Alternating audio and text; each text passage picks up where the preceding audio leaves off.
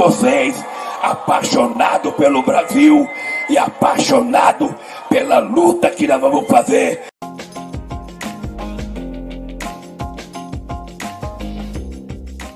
No dia 16 de junho de 2022, Lula esteve em Natal e lá foi recebido pelo maior público até então, nessa fase de pré-campanha, rumo ao terceiro mandato presidencial. A relação de Lula com o povo brasileiro, em geral, e em particular com o nordestino, está para além do fato de ter nascido na região. O povo trabalhador sabe, pois viveu, durante os governos de Lula, um período de fartura propiciado por uma série de políticas sociais na região, que mudou para melhor e profundamente suas vidas. Acompanhe a seguir o discurso de Lula no encontro com o povo do Rio Grande do Norte. Mas eu vim ao Rio Grande do Norte por uma coisa muito nobre. A Fátima me disse que ia ter uma feira da agricultura familiar dos 9 estados do Nordeste aqui em Natal.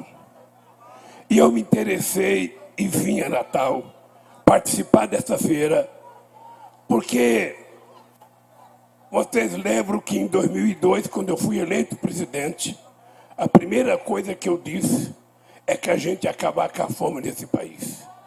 Dia 10 de dezembro de 2002, eu não tinha tomado posse ainda. Eu fui convidado pelo presidente Bush para ir aos Estados Unidos. Eu fui aos Estados Unidos e ele estava me convidando para entrar na guerra do Iraque para derrotar os terroristas que tinham bombas químicas. E eu falei para o Bush, presidente Bush, eu não conheço o Iraque, não conheço Saddam Hussein. Ele está a 14 mil quilômetros de distância do Brasil. Eu não vou guerrear com ele, eu vou guerrear com a fome no meu país, que está matando 54 milhões de pessoas. Quando eu saí da Polícia Federal, eu fui conversar com o Papa Francisco e fui no Conselho Mundial de Igreja discutir 2 assuntos. Eu queria fazer uma campanha de indignação contra a fome.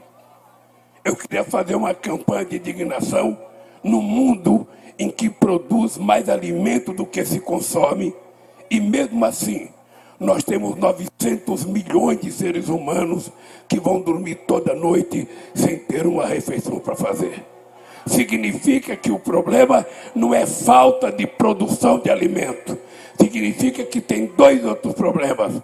O povo pobre não tem emprego, não tem dinheiro para comprar alimento e a classe dirigente não tem vergonha na cara de não garantir ao povo o direito de comer.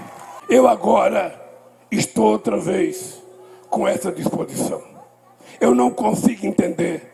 A minha cabeça não consegue entender, por mais que eu tente entender o que se escreve nos jornais, como é que pode um país que é o terceiro produtor de alimento do mundo, um país que é o primeiro protetor de proteína animal do planeta Terra, como é que pode nesse país ter 30 milhões de pessoas passando fome? E como é que pode as pessoas ir no açougue para ficar na fila do osso? E como é que pode as pessoas ficarem pegando carcaça de frango para comer? Eu não consigo entender. E é por isso, companheiros, que eu vim na feira hoje.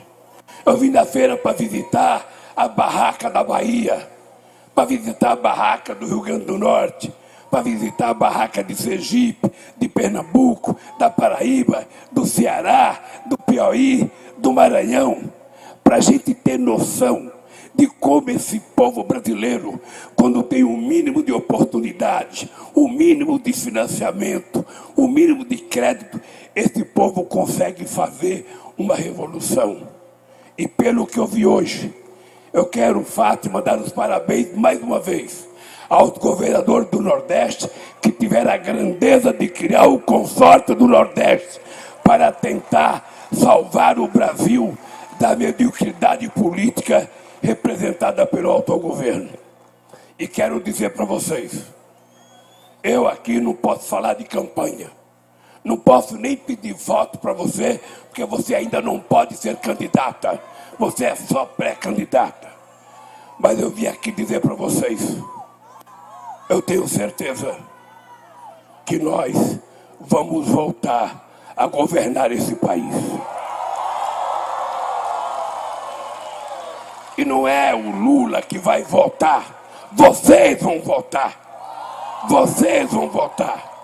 Porque se não fosse a confiança de vocês, se não fosse a dedicação de vocês, eu não teria feito o que fiz nesse país. A gente não teria feito, e eu quero aqui aproveitar e cumprimentar o pessoal da ASA, não sei se estão aqui, mas o pessoal que lutou nesse país como nunca para fazer cisterna, provando que a seca não é uma coisa invencível, que a seca, na verdade, é um problema da natureza, mas a fome causada pela seca é falta de vergonha na cara das pessoas que governaram esse país e muitos estados aqui. Eu lembro que Dom Pedro, quando ele é imperador, tentou fazer a transposição do São Francisco.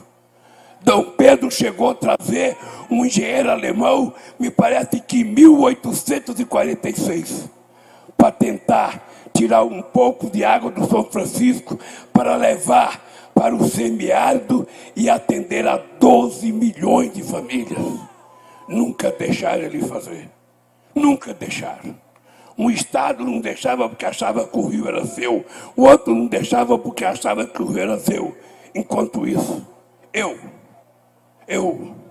Luiz Inácio Lula da Silva, em 1952, saí de Pau de Arara, de Caetés, para morar em São Paulo, à procura de oportunidade, exatamente por causa da seca, exatamente por causa da fome.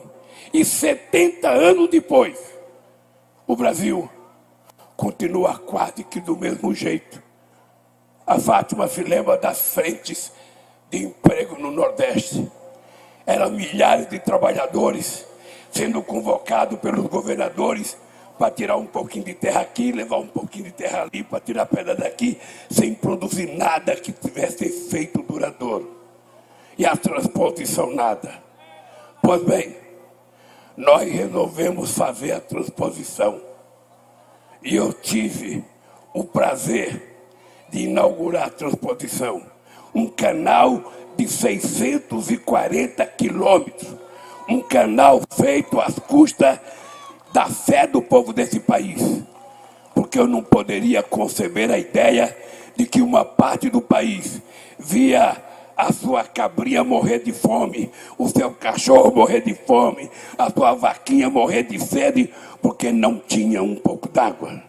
E nós, além de fazer a transposição, que agora o Bolso está dizendo que é ele que fez. Outro dia eu vi um baixinho, um tal de Marinho, ele é daqui? Eu não sabia de onde ele era, mas eu sei que ele é um dos preferidos do Bozo. E ele estava numa televisão pública, aquela TV Brasil. E ele estava falando de quantas águas, porque nós levamos água para o Rio Grande do Norte, nós levamos água para Paraíba, nós levamos água para Pernambuco, nós levamos para o Ceará. Eu falei, desgraçado, não quer nem pagar pelo plágio que está fazendo, porque todo mundo sabe que quem construiu 88% do canal foi exatamente o governo do PT. E além disso, companheiros, além disso, nós fizemos junto com o movimento social, junto com a ASA, junto com as igrejas, nós fizemos 1.290.000 cisternas nesse país para a casa das pessoas e mais 169 cisternas de produção. E ainda, depois que nós deixamos o governo, parou. Não fizeram mais nada. Não fizeram mais. Ô Fátima, depois que o PT deixou o governo, quantas casas do Minha Casa Minha Vida foi feito no Rio Grande do Norte? Quanta casa do Minha Casa Minha Vida foi feita aqui em Natal? Nenhuma. Porque essa gente não pensa no povo pobre. Eles fizeram uma lei para financiar casa para rico. E para o pobre, que não pode pagar aluguel, se pagar aluguel não come, a gente teve que subsidiar a Minha Casa Minha Vida para quem ganhava até 2 salários mínimos. E eu quero dizer para vocês, se preparem, quem é empresário, quem não tem casa, porque a gente vai voltar a construir casa para o povo pobre desse país. A gente vai voltar a gerar emprego nesse país. A gente vai voltar a aumentar o salário nesse país.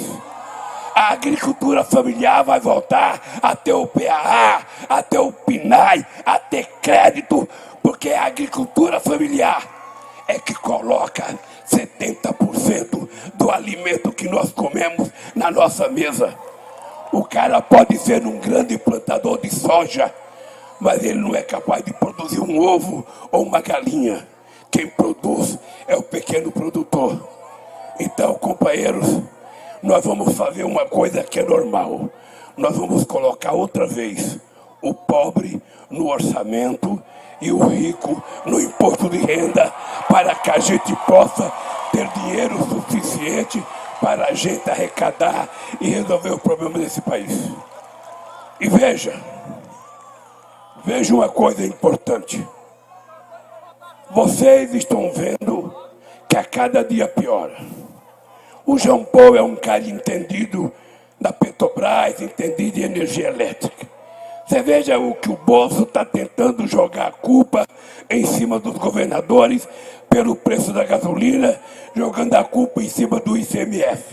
Eu acho que o ICMS é alto mesmo, é preciso baixar.